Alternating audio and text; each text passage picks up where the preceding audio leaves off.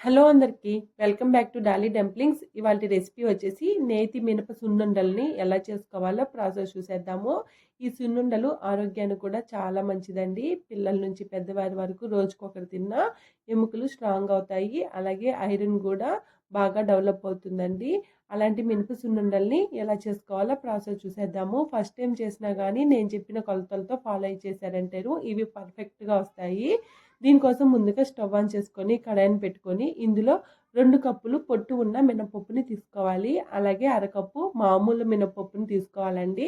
నేను ఇక్కడ మామూలు మినపప్పుని తీసుకున్నాను. మీకు ఆప్షనల్ మాత్రమే. మీరు అంతా పొట్టు మినపప్పుతో కూడా చేసుకోవచ్చండి. మంటని లో టు మీడియం ఫ్లేమ్లోకి అడ్జస్ట్ చేసుకుంటూ ఈ మినపప్పుని కనీసం ఒక 7 నిమిషాల పాటు వేపుకోవాలి.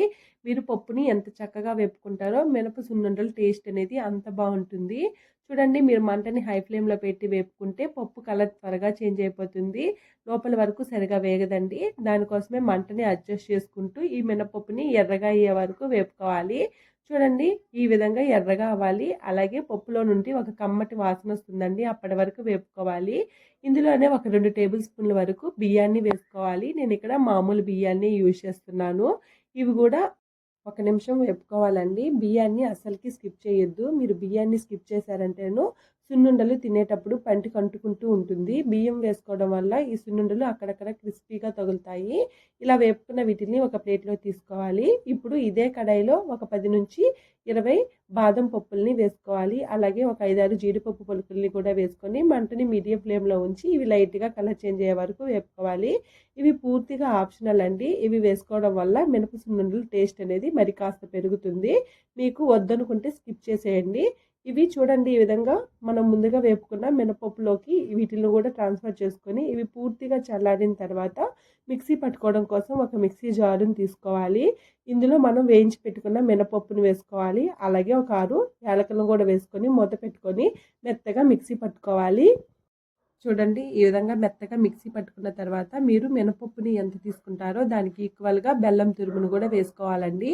నేను ఇక్కడ 2.5 కప్పు మినపప్పుని తీసుకున్నాను కాబట్టి 2.5 కప్పు బెల్లం తురుముని వేసుకుంటున్నాను.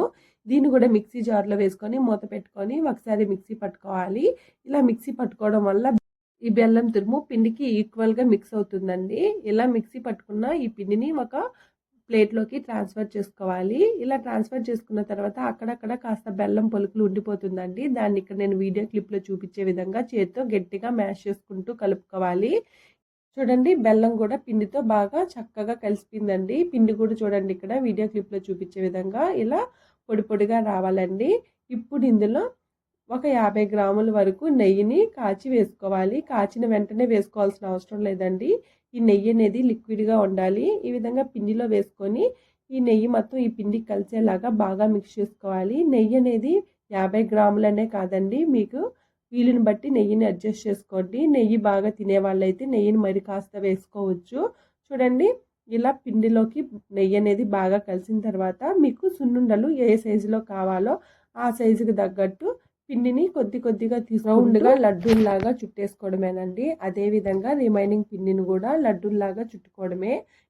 మీకు ఒకవేళ నెయ్యి తక్కువైనా ఉండలు కొట్టుకోవడానికి రాకపోయినా ఇందులో మరి కాస్త నెయ్యిని యాడ్ చేసుకొని లడ్డూల్లాగా చుట్టుకోవడమేనండి. అలాగే మీరు నెయ్యి ఎంత ఎక్కువ యాడ్ చేసుకుంటే మినప సున్నుండలు టేస్ట్ అనేది అంత బాగుంటుంది. అలాగే పప్పుని బాగా వేపకపోయినారంటేను ఈ సున్నుండలు తినేటప్పుడు పంటికి అంటుకుంటూ జిగురుగా ఉంటుందండి, అంత బాగోదు.